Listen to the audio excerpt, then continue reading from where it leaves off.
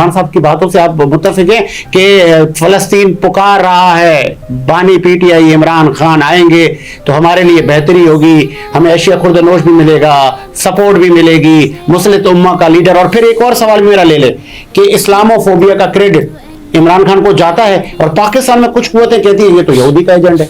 देखिए, खान साहब की 4 साल हुकूमत रही। हाँ, मुझे तो नहीं याद कि उन्होंने कोई प्रैक्टिकली कोई ऐसा काम किया हो फलस्तीन के हवाले से। आपको याद हो तो बता दें। और मुझे नहीं पता ऐसे कौन से फलस्तीनी हैं जो ये कह रहे हैं भी इमरान खान, मैंने तो नहीं देखा। अच्छा, इतनी प्रेस कॉन्फ्रेंस गूगल कर लीजिएगा। हाँ, बहुत ज्यादा नॉलेज है फलस्तीन के हवाले से। मैं जो पूछ रहे हैं मुझसे फलस्तीन के हवाले से आप जो कह रहे हैं, इतनी प्रेस कॉन्फ्रेंस इनकी होती है, ये अभी तक कुछ कहा इन्होंने फलस्तीन के हवाले से, इसराइल के हवाले से? 36 तो रैलियां निकालती फलस्तीन के हक में, आपने नहीं देखी? इनके लीडर आपने नहीं देखी? हमने एहतजाज किए कितने, हमारी रैलियां निकली, उसके अंदर उसमें लाठियां, उसमें जो डंडे चले, हम तो इस बात पे हैरान थे कि भाई ये तो हम फलस्तीन के हक में निकाल ले, यहाँ पे क्यों पकड़ रहे हो? एक चीज मैं आपको बताऊं, फलस्तीन के साथ जो हो रहा है, हमारे पास इन लोगों ने रैलियां निकाली है। अभी तक इन्होंने ये कहा है किसी ने कि इसराइल का कितना नुकसान हो गया है? अभी तक नहीं बोलते हैं लोग। इसराइल तब आपको मैं आप रिकॉर्ड कर ले इस बात को, हो सकता है चला भी पाएंगे कि नहीं आप, क्योंकि कितनी चीजें यूट्यूब पे बंद हो जाती है।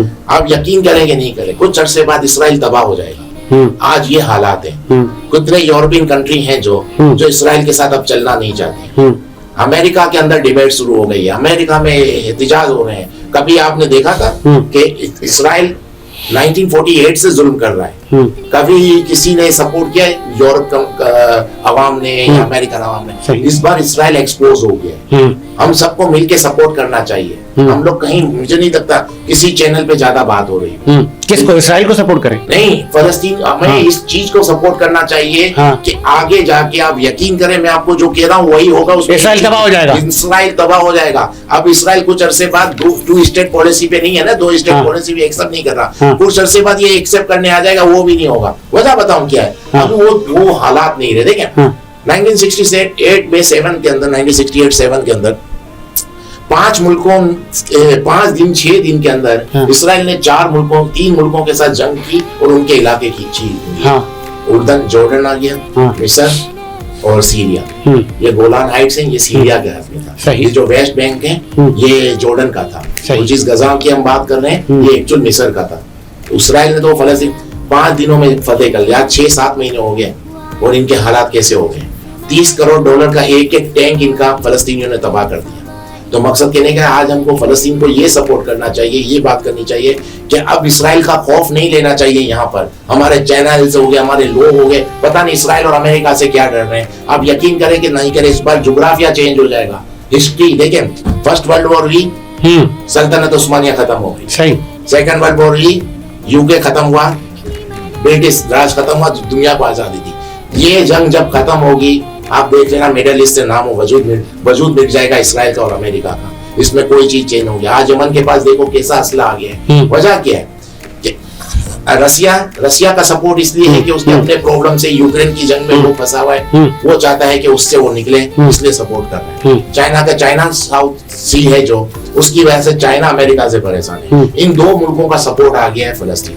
सही। आपको पता होगा यमन से तो इन लोगों ने मुआहदा कर लिया डिफेंस का। और यमन ने यहाँ तक अनाउंस किया है कि जिस शिपिंग पे, जिस जहाज पे चाइना का और रसिया का झंडा लगा होगा हम उसको हिट नहीं करेंगे, बाकी सबको हिट करेंगे। पूरा यूरोप और अमेरिका ने मिलके यमन पे अटैक किया, उसका कुछ नहीं बिगाड़ सके। आज माहौल चेंज हो गया है। हमारे यहाँ सिर्फ अभी यही बात हो रही है, हमारे साथ जुल्म हो रहा है, जुल्म होना नहीं हो रहा, हम इसको बर्बाद करके रहेंगे। इसराइल बर्बाद हो जाएगा, ये मेरी बात लिख ले आप। अगर इसराइल का वजूद खत्म हो जाएगा इंशाल्लाह, देख लेना आप। हम लोग हर वक्त एक ही, मुझे पता नहीं हमारे चैनल्स क्यों डरते हैं, बताते नहीं है। अब इसराइल का वो हाल हो गया है कि अभी कुछ नहीं होगा इनके पास, इनका वो हाल हो जाएगा आप सोच नहीं सकते। इनका वजूद तक खत्म हो जाएगा। इसराइल एक्चुअल आपने ऐसा डाल दिया, इसराइल मेरे प्रोग्राम से ऐसा डल गया। इसराइल एक्चुअल चीज क्या है? इसराइल बाहर से लोगों को आबाद किया है, यहूदियों को, पूरी दुनिया के यहूदियों को कहा है कि इधर आ जाओ, इधर हम आपको जॉब भी देंगे, खाना पीना भी देंगे, जगह भी देंगे। बाहर से लोग आए हुए हैं, वो उनकी जगह नहीं है, बाहर से लोग आए। जब प्लानिंग की गई थी कि इसराइल बनाया जाएगा, तब इसराइल की 3% आबादी थी। उनकी कोई इबादत गाह भी तो है, इबादत गाह की वजह से परमिशन मिली थी ना। तो वो सब जितने भी जो वजीर बने ना बड़े बड़े, वो वीजा लेकर आते थे फलस्तीन का। लेकिन वो अमेरिका एक पावर थी, उसका सपोर्ट था, और फलस्तीनियों को किसी का सपोर्ट नहीं था किसी की पावर नहीं थी, हमारे मुस्लिम कंट्रियों ने कभी सपोर्ट नहीं किया। सपोर्ट किया 67 की जंग में, वो बुरी तरह हार गए क्योंकि अमेरिका पूरा उसके तरफ खड़ा था और पीछे से कोई सपोर्ट नहीं था। आज कुछ सुपर पावरों का सपोर्ट फलस्तीन को है, यमन को है, और मैं आपको जो कह रहा हूँ देख लेना यही होगा, और इंशाअल्लाह अब फलस्तीन आजाद हो जाएगा। अब फलस्तीन आज़ाद हो जाएगा, और अल्लाह हर मुसलमान की ये ख्वाहिश है कि हमारे मुसलमान भाइयों को कुफर से निजात मिले। जी इमरान, लास्ट में चाहूँगा आप भी फलस्तीन पर एक टेक दें तो फिर मैं इख्तिताम की तरफ चलूँ। देखिए, बात यह है कि कलाम पाक के अंदर अल्लाह ताला ने जो चीज़ लिखी है हुर्फ बहुर्फ, जाहिर सी बात है वो सच होनी है। ये भी हमारे सियासतदान कहें ना इसराइल तबाह हो जाए। बिल्कुल, हम तो कहते हैं कि इसराइल जो है, हम तो कहते हैं कि इसराइल को तबाह होना चाहिए। हमारे यहूद नसारा तो आपके कभी दोस्त रहे ही नहीं। कोई कहता है ये सियासतदान, ये तो कुरान में भी यहूद नसारा तो कभी दोस्त आपके रहे ही नहीं ना। किसी सियासतदान से गिला शिकवा नहीं, हर कोई यहूद डरता है। नसारा तो हाँ। आपके दोस्त है ही नहीं कभी। हर कोई डरता है। कुरान पाक है, जाहिर सी बात है, तालीमात है, तो अल्लाह आप नहीं डरते? सीधा नहीं, मैसेज नहीं, दे नहीं। दिया। आप नहीं डरते? नहीं, मैं यूं इसलिए नहीं डरता। देखिए सुने एक बात मेरी, लोगों के आपने काफी लोगों से मुंह से सुनते होंगे, बचपन से हम सोचते होंगे यार सच बोलेंगे तो मर जाएंगे। हाँ ये सुनते हैं ना। हाँ, तो जिन्होंने सच नहीं बोला वो भी तो मर गए, क्या बात है, बेहतरीन। तो फिर क्या बात है, 10 साल पहले मर जाएंगे। सबसे ज्यादा यही प्रॉब्लम है, इससे ज्यादा क्या होगा।